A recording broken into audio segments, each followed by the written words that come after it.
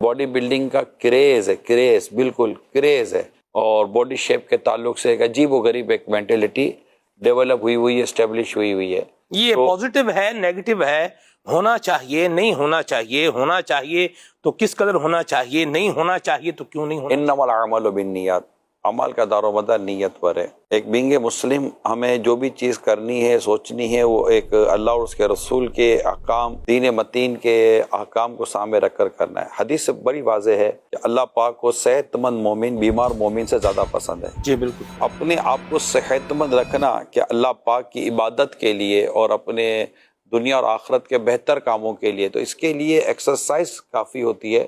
Body building یہ basically جو میں سمجھ پایا ہوں باڈی بلڈنگ کو، وہ زیادہ تر آپ کو لے کے کسی اور طرف بھی چلی جاتی ہے۔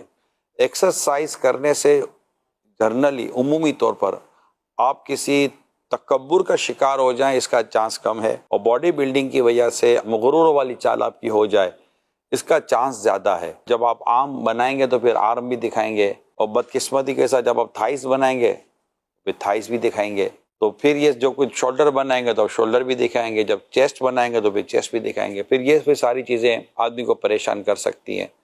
تو کر کیوں رہا ہے یہ ضرور دیکھا جائے گا، پھر جہاں کر رہا ہوں وہ دیکھا جائے گا کہ میل فیمیل کا ساتھ ہے، اب عورتیں مرد اگر ساتھ مل کر ہی یہ سارا کچھ کر رہے ہیں تو بھی بہت بڑی مصیبت ہے، اور اس کی ڈیفینیٹ شریعت اجازت کیسے دے گی۔ اس طرح اگر وہاں میوزک چل رہا ہے اور اس طرح کی چیزیں چاہیے، جو بھی خلاف شرع چیزیں اگر اس ایریا کے اندر ہیں تو اس کی تو ظاہر ہے کہ شریعت اجازت نہیں دے گی، یا پھر یہ کہ کسی کے بدن کے اس حصے کی طرف نظر جاتی ہے جو کھلا ہوا جس کا دیکھنا شریعت نے جائز نہیں رکھا، تو یوں پھر یہ ساری چیزیں دیکھنی پڑیں گی۔